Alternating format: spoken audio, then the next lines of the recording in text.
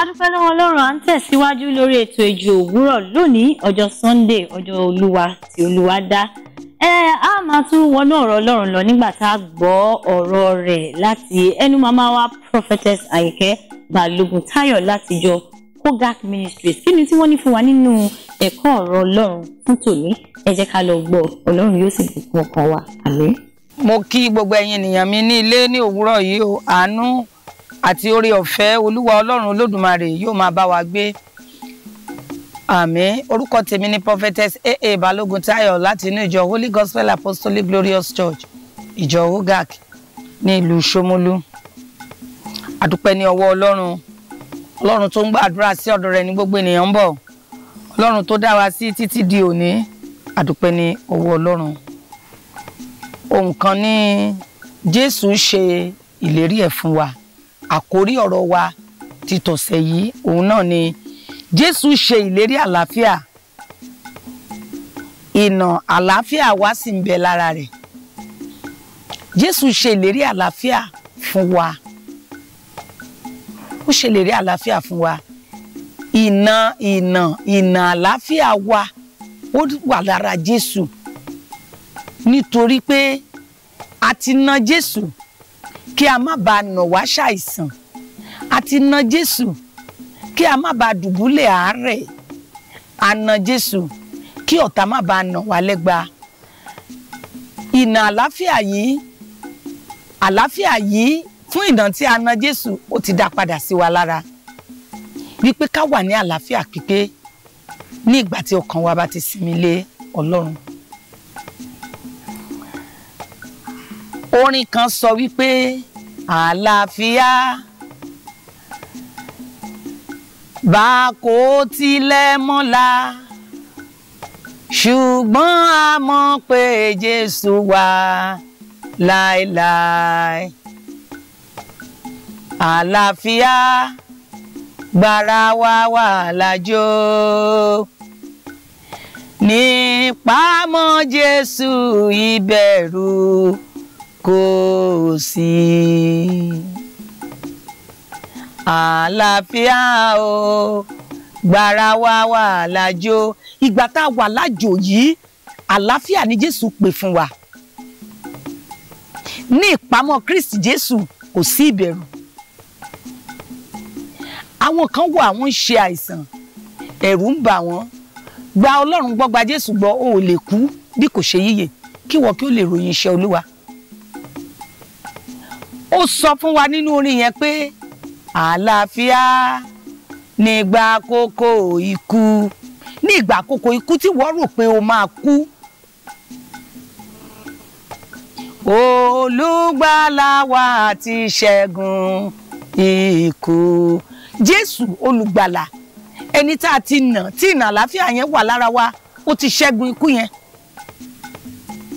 Gba Ọlọ́run gbọ́, o ò lè kú bí kò ṣe yíyè kí ìwọ kí o lè ròyìn iṣẹ́ Olúwa.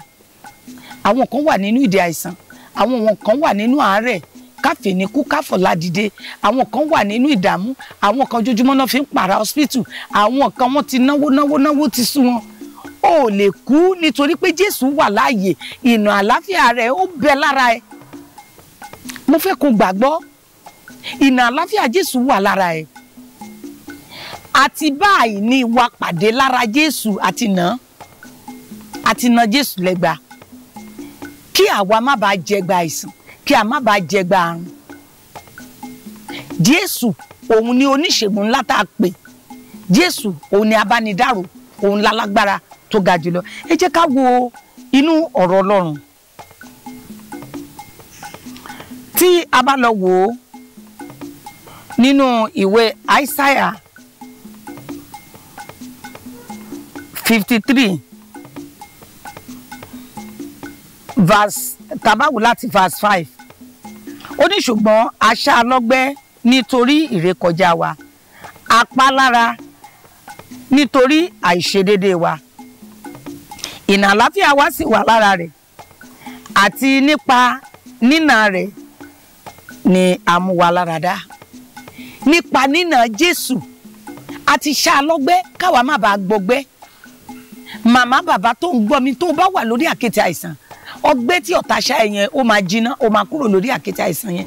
O ò ní kú bí kò ṣe yíyẹ, nítorí pé a ti sá Jésù lọ́gbẹ́ ní kí àwa má bàa gbọgbẹ́, ká má bàa ti bi ọgbẹ́ ènìyàn kú. O ò lè kú, mo fẹ́ kó gba Ọlọ́run gbọ́. A ti pa Jésù lára kí a má bàa pa wá lára. Ohun tó mú ẹ fè ní kú fọ̀lájí, lọ sílé ìwòsàn, lọ rí dókítà léni, lọ rí kinní kan lọ́la, máa lọ síwájú, máa lọ sẹ́yìn. O ti ná gbogbo owó tó ní tán. Wọ́n ti tún yáwó, wọ́n fi ń tọ́jú ẹ. O ò ní kú bí kò ṣe yíyẹ. Ìwà àròyìn ògo Ọlọ́run, nítorí pé ìnà àlàáfíà Jésù ó ti wà lára gbogbo àwọn ẹni tó fẹ́. Jésù ò tiẹ̀ sọ pé ẹnìkan kò bá jẹ́ Kristẹni, kò bá jẹ́ irú ẹ̀yàwó yòówù kò lè jẹ́.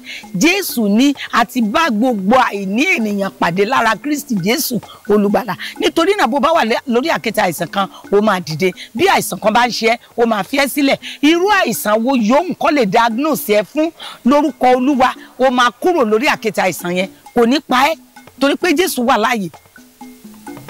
Àìsàn yẹn kò ní kankan ṣe nínú ayé rẹ ju wípé kó fi ọ́ sílẹ̀.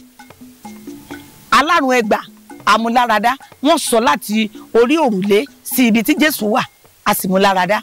Jésù wà láàyè, ó máa mú ẹ láradá, ó sì máa ṣe ìwòsàn rẹ. Agbára májẹ̀mú Ọlọ́run, ó máa mú ọ dúró, nítorí pé ìnà àlàáfíà wa ó wà lára Jésù Kristi olùgbàlà.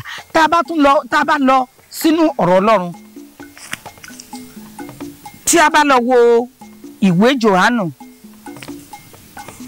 orí 14, tí a bá wò láti verse 27, ó ní àlàáfíà mi lèmi fi fún yín,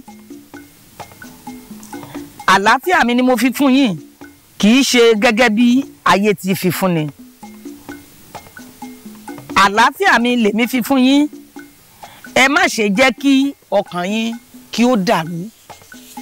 Ọ̀rọ̀ Ọlọ́run nìyẹn nínú ìwé Jòhánù orí 14 verse 27 ẹsẹ̀ 17.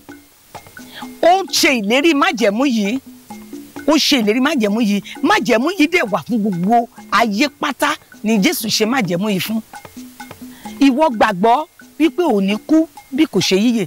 Àìsàn tó ń mú ẹ lówó, tó ń ná ẹ lówó díẹ̀díẹ̀ yẹn, lórúkọ Jésù Olúwa máa fòpin sí. Bóyá lórí ọmọ ló ń dààmú lé o, mi ò mọ̀. Bóyá lórí ayé rẹ ni o, bóyá ọkọ ló ń dààmú lórí aya o, bóyá aya ló ń dààmú lórí ọkọ ni o, bóyá ò ń dààmú lórí ẹnìkan tó jẹ́ èèyàn pàtàkì sí ẹni o, tó wà lórí ìdùbúlẹ̀ àìsàn, ó máa dìde lórí àkéte yẹn. Nígbà tí Jésù tó dé ibi tí wèrè ara Gádárà tó wà, ó dé ibi tí alárùn ẹgbàá wà létí odò Bẹ́sáídà, ó sọ fún pé kó dìde kó gbé àkéte rẹ̀. Ọ̀rọ̀ kan ni, gbólóhùn kan ni, ó dẹ̀ dìde lójú ẹsẹ̀, ó dẹ̀ gbé àkéte rẹ̀, ó bẹ̀rẹ̀ sí yin Ọlọ́run lógo. Ìwọ náà máa padà kọrin, ẹnu rẹ máa yin Ọlọ́run, ó máa ṣọpẹ́. Bó ti ń wò mí yẹn, ó máa ṣọpẹ́. Bó bá tilẹ̀ wá jẹ́ àìsàn àìrọ́mọbí ni, ó máa bímọ, nítorí pé àwọn tí ṣáájú ẹ wọ́n bímọ, wọ́n lóyún, wọn ò yàgàn. Ó máa lóyún, ó máa bímọ. Gbogbo ohun tó jẹ́ àìsàn nínú ayé ẹ, bóyá àìrówó níní o, ò lówó, ò nípò kan, wọn ò kà ẹ́ kún kankan, Ọlọ́run máa kà ẹ́ kún, Ọlọ́run máa ṣe ìyanu. Gbogbo ohun tó jẹ́ àìsàn, gbogbo ohun tó di àìsàn sínú ayé rẹ, Ọlọ́run máa mú kúrò. Ó máa wá padà jẹ́ ènìyàn, ẹnu rẹ máa kọrin, ẹsẹ̀ rẹ máa gba ijó níwájú Ọlọ́run, ó máa yin Ọlọ́run, nítorí pé ìnà àlàáfíà ẹ̀ ó wà lára ẹ̀. Lóòtítọ́ ni ẹlòmíì bí